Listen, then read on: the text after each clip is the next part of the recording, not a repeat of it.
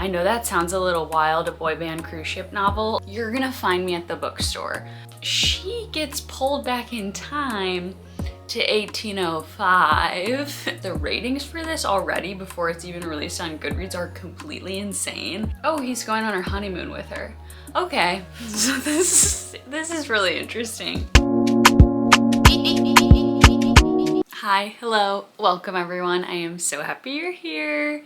It is officially spring here in Chicago. It is going to be 60 degrees and sunny tomorrow. So with that, I wanted to do some of my spring new releases that I am so excited about.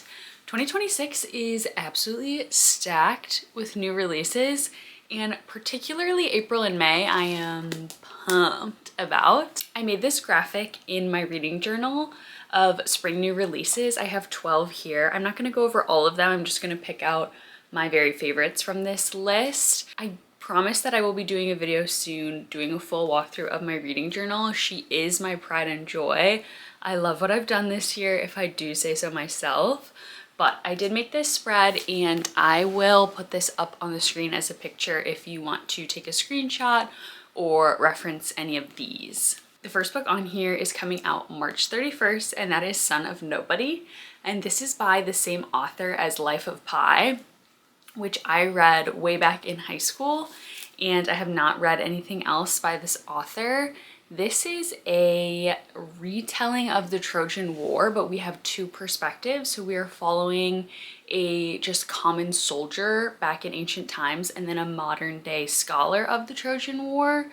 So I'm really interested to see this one. I am very much a nerd when it comes to like the Roman Empire and Greek and Roman mythology. All of it I love, so I'm very, very excited. We also have the Odyssey coming out this summer, which is about the Trojan War.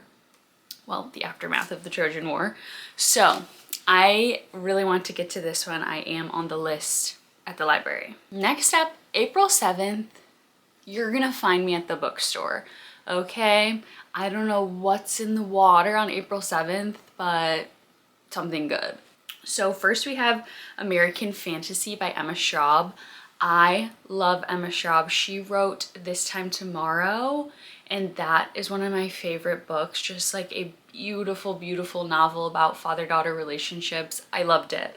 So I'm looking forward to this one. This is a literary fiction novel where we are following our main character. I think her name is Annie, Alice, something like that. She is going on a cruise ship, and the cruise ship is like a reunion cruise ship for this boy band from the 90s, so like NSYNC, Backstreet Boys, that type of vibe. And I believe that this is like a coming of age, you know, like late coming of age, post-divorce, she's finding herself again. Look, I mean, I know that sounds a little wild, a boy band cruise ship novel, but Emma Straub can do no wrong in my book. And the real cherry on top of everything on April 7th is Yesteryear. I have heard so much buzz about this one. Everyone I know wants to read this book. I cannot wait to read this book. I already pre-ordered it. This is following a modern day influencer, and she is like a kind of tradwife influencer who talks about, you know, like healthy eating and, you know, drinks raw milk and that type of vibe. You know where I'm going with that. And she gets pulled back in time to 1805, where things really were tradwifey, because we didn't have like modern medicine or like hand soap. So I don't know what ensues from there, but I'm very excited at this commentary on influencers and this kind of like movement we're seeing right now, with folks who have those ideologies. So I am very excited to read this one. This cover is everything. I cannot wait. I cannot wait. On May 5th, we have The Last Contract of Isako. This is by Fonda Lee, and Fonda Lee is the author of the Greenbone Saga trilogy. That is a very, very popular mafia fantasy novel.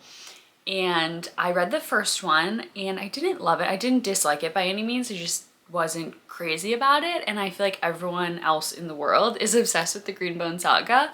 So I'm very, very excited to try Fonda Lee again and see how I feel about her.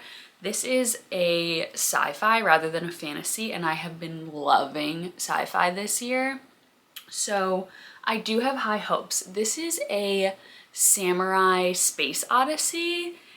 I think it's gonna be great. I think it's gonna be great. May feels like a little bit of a weird time to read that. I wouldn't call that like summer reading, but like I said, I'm not typically a sci-fi girly, but something about it lately is really doing it for me. If I like this one, I think I will go back to the Greenbone Saga and try the next two in the trilogy and see how I like it. But we'll see. Who knows? Okay.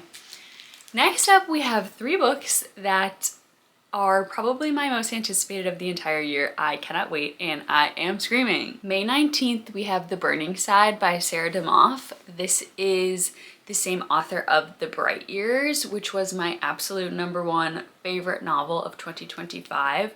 That book just quite simply tore my heart out.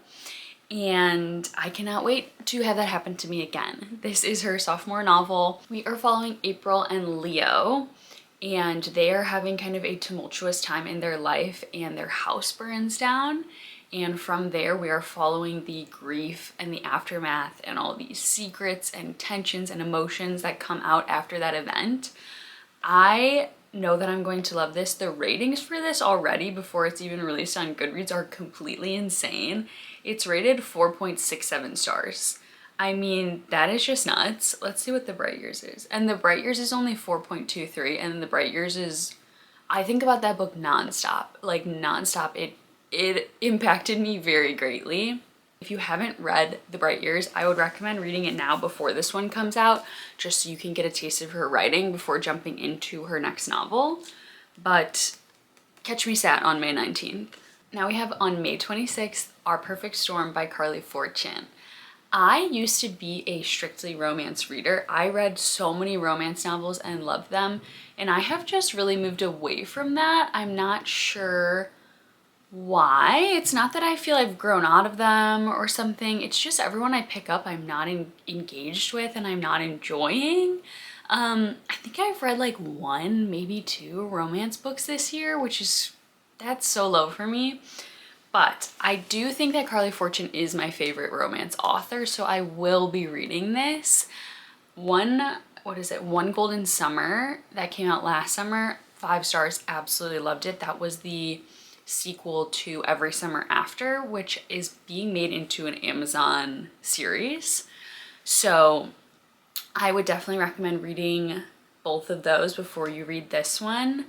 I just love her writing and like the settings that she's able to create. I feel like it just pulls you into the world just so well. Like I feel like I'm in the story, I'm living it. Like I just can't explain it. I love it. The one thing which I'm sure you've heard is that she really likes a cheating trope, and I don't like that. I don't rock with that, but I do like her books nonetheless. So in this one we are following Frankie and George, and it says they have been best friends since they were 8 years old. Okay, so it's kind of giving cheating trope already. So Frankie is getting married and George is her best man. And then I'm gathering that they are going to, her fiance dumps her the next morning. Okay, so that's like not really cheating because her fiance dumped her and then she moves on to her friend.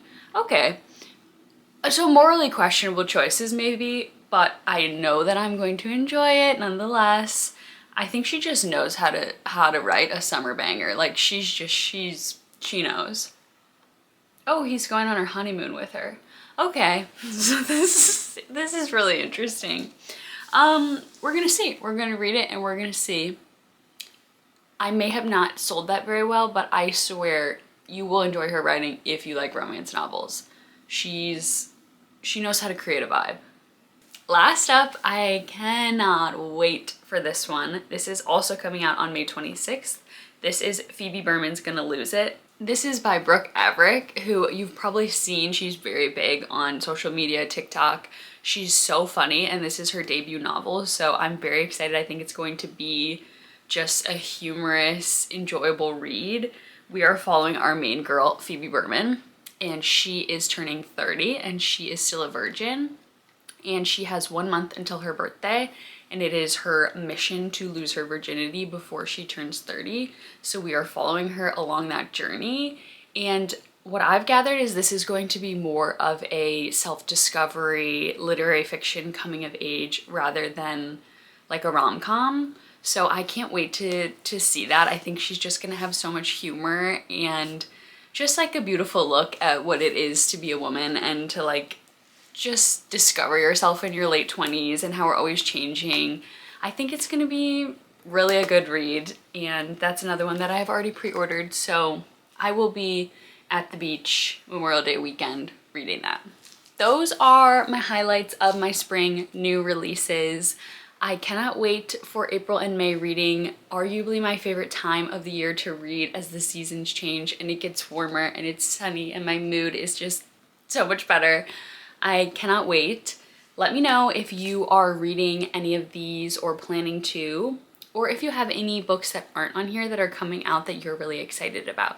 I am really loving like expanding my reading genre right now into sci-fi and fantasy and literary fiction and thriller, and so I'm really open to new recommendations. I'm wanting to find more great books.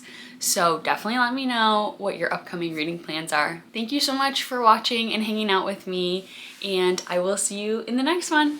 Bye guys.